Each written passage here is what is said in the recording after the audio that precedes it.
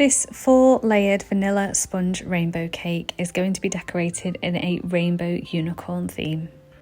So if you've seen my videos before, you'll see that I do the upside down method when buttercreaming a cake. So I cover the whole top of the cake with buttercream and then flip it upside down onto a disc of baking paper and an acrylic plate.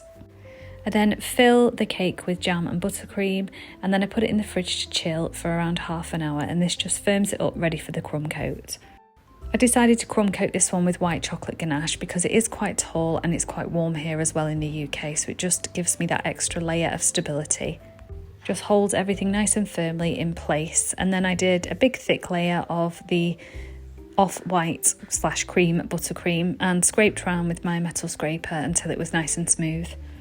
I kept going in anti-clockwise and clockwise directions and running my boiling water over my scraper until I was happy with the outside of it, and then I put it in the fridge again for around 40 minutes. Once it had firmed up, I put a big blob of ganache on the top of it, put the board on and flipped it the right way, and then I just removed the acrylic ganache plate and the baking paper, and you're left with nice sharp edges. I did a video making the horn, ears and rainbow about 2 weeks ago, so head to my page if you want to see how I did that, but these had firmed up now really nicely.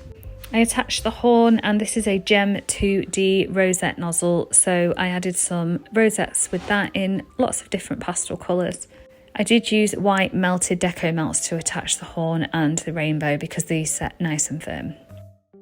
I then added the ears. These didn't have any cocktail sticks or anything on them. I just put them in the buttercream, and because the buttercream will crust over, they set and it held them in nice and firmly. And then I used a closed star nozzle to add just a few more details with the buttercream and fill in those gaps.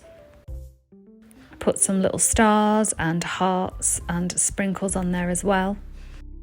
And then used some black fondant to do some black eyelashes, and then also I added the birthday girl's name and age, and also some round white clouds, just spheres rolled into balls around the base of the rainbow. And here is the finished cake, all done for Emmy, who is 3 years old.